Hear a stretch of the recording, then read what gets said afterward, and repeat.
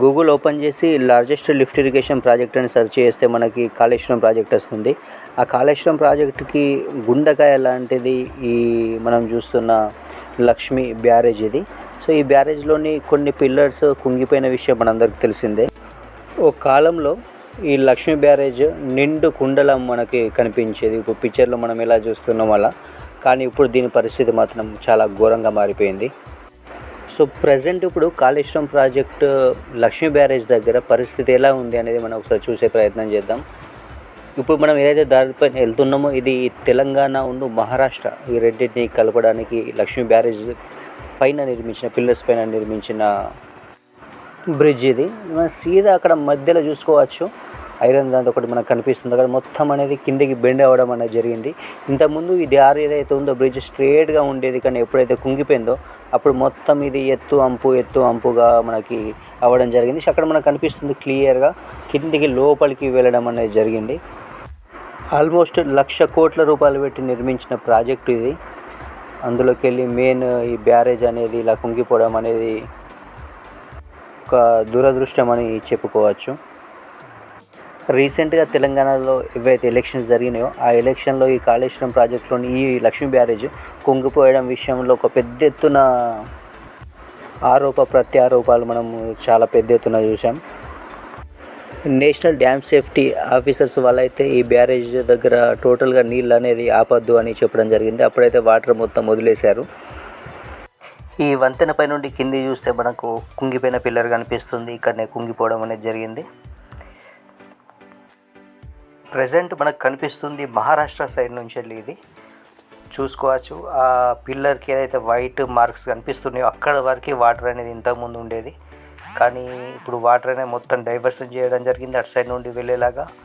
అలాగే మొత్తం వదిలిపెట్టడంతో ఒక రకంగా ఎడార్లా ఈ బ్యారేజ్ దగ్గర పరిస్థితి అనేది మనం చూసుకోవచ్చు. ప్రజెంట్ అయితే ఈ బ్యారేజ్ పైన ఒక సెంట్రల్ కమిటీ వేయడం జరిగింది. ఆ కమిటీ ఇచ్చే ఏదైతే డిసిజన్ ఇస్తుందో ఆ డిసిజన్పై బేస్ తీసుకొని రేవంత్ రెడ్డి గారి గవర్నమెంట్ యాక్షన్ తీసుకోబోతుంది అన్నట్టయితే మనకు తెలుస్తుంది. ఇప్పుడు మనం కిందికి వెళ్ళి ఎక్కడైతే పిల్లర్స్ కుంగిపోయినాయో అక్కడికి వెళ్ళి అక్కడ లొకేషన్ మనం చూసే ప్రయత్నం చేద్దాం. ఇప్పుడు మనం కిందికి వచ్చేసాం.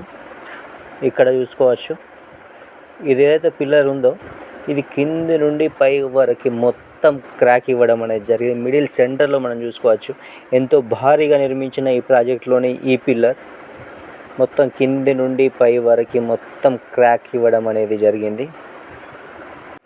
మిడిల్లో నుండి మనకు సలాకలు అనేటివి కూడా కనిపిస్తున్నాయి. ఇటు సైడ్ వాటర్ అనేది రాకుండా మొత్తం డైవర్ట్ అనేది చేయడం జరిగింది.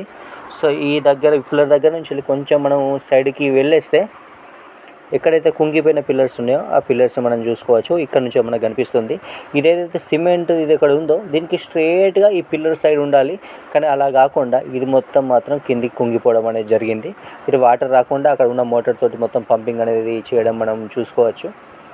ఇక్కడ కూడా ఏదైతే ఫౌండేషన్ ఉంటుందో మొత్తం అనేది కిందికి క్రాక్ వచ్చి బెండ్ అయిపోయి మనకు కనిపిస్తుంది. ఇది పైన వంతెన దగ్గర స్టార్టింగ్లో ఎప్పుడైతే కుంగిపోయిందో ఇంత లోపలికి అనేది కుంగిపోయి లేకుండే కాస్త అనేది ఉండే, కానీ కాలక్రమాన మొత్తం అనేది ఎంతో పెద్ద ఎత్తున కిందికి కుంగిపోవడం అనేది మనం చూసుకోవచ్చు.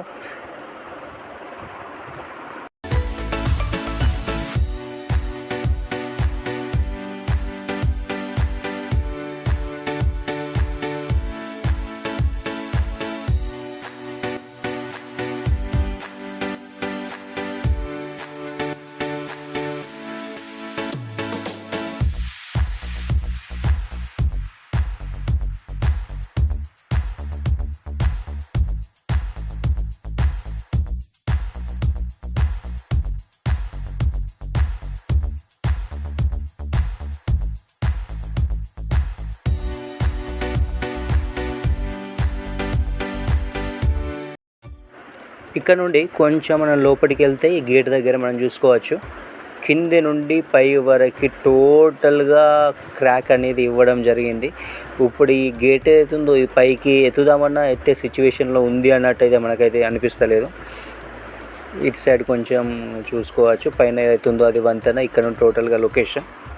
సో ఈ క్రాక్ అనేది అయితే మాత్రం చాలా దారుణంగా మనకు కనిపిస్తుంది. కింది నుండి పై వరకు మొత్తం చెక్కలారి మనకు కనిపిస్తుంది. ఇది ఏదైతే మనం ఉన్నామో దీని పైననే ఎక్కడైతే ఉందో అది పైన వంతెన అనేది కొంచెం కిందికి బెండ్ అనేది అయితే జరిగి ఉంది.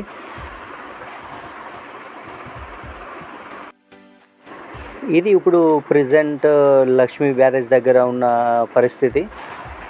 మరి కాంగ్రెస్ గవర్నమెంట్ ఏం చేస్తుంది? పునర్నిర్మించి మళ్ళీ వాటర్ అనేది ఇక్కడ నుంచి పంపింగ్ చేసి తెలంగాణ ప్రజలకు వాటర్ ఇస్తుందా లేదా ఏం చేస్తుందా అన్నది మాత్రం చూడాల్సిన విషయం.